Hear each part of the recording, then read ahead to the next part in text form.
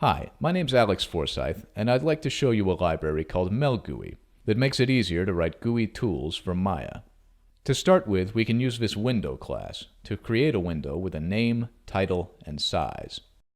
And then we can simply show it. This window class takes care of all the setup, so we don't need to include any of the usual boilerplate. But the key feature of this library is the GUI class, which lets us create a bunch of UI controls from a string declaration. The syntax for a GUI declaration is similar to mel, but with a few slight changes. For one, every control is named, and for the sake of readability, the name goes at the beginning of the line. Then after a colon, we have the control's type, and any flags we want to use when we create it. Unlike in mel, we use indentation to determine how controls are parented. So this button is a child underneath the main column layout. We can keep adding controls, and it's easy to see how they're arranged and nested. For example, another button is at the same level as test frame, so it'll be placed outside the frame. If we want it nested within the frame, all we have to do is indent. So these string declarations allow us to define the structure of the GUI in a way that's easy to read, write, and modify. Once the GUI is created, we can access individual controls with square brackets, and we can edit or query the control's flag values. So here we're accessing the control called test button, and we're editing it so that its command is this simple Python function. We can also use the window to attach callbacks to Maya events. This line creates a script job in Maya and ties it to the lifetime of the window. So as long as the window exists, Maya will call our onTimeChanged function whenever the timeChanged event occurs. And we can see here that the tool works the way we expect.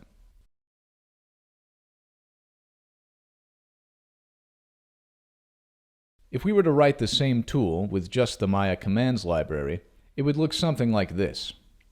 Now look at the section where we define the layout of the GUI. It's very ugly, and it's difficult to look at this code and have any idea what the resulting UI looks like. After writing some tools this way, I realized that it made a lot more sense to just use mel for the layout of the UI. melgui is a further refinement of this process that includes some other utilities as well. As an end result, we're able to write tools more succinctly. Let's look at a complete example. This very simple tool implements a counter.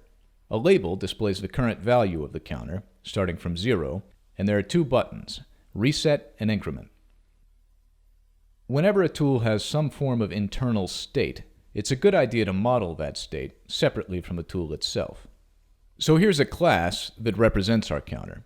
It has a count property, and it has two methods that modify the count, reset and increment.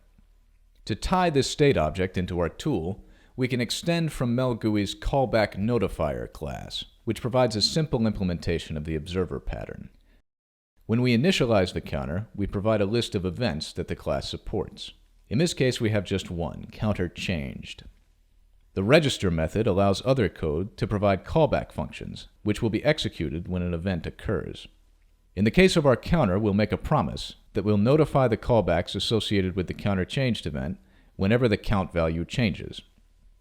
So we simply add a call to the notify method everywhere that the count property is updated, and our state object is complete.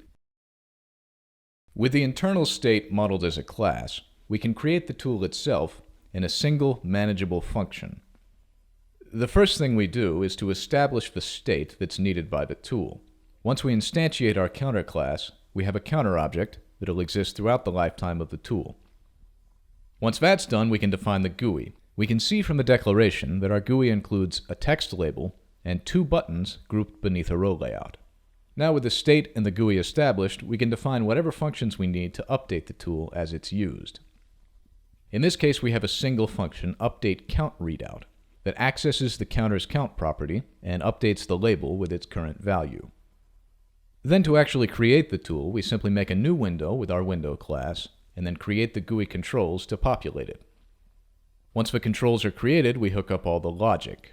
First, we set the commands on the buttons, which is very straightforward in this case. The reset button calls counter.reset, and the increment button calls counter.increment.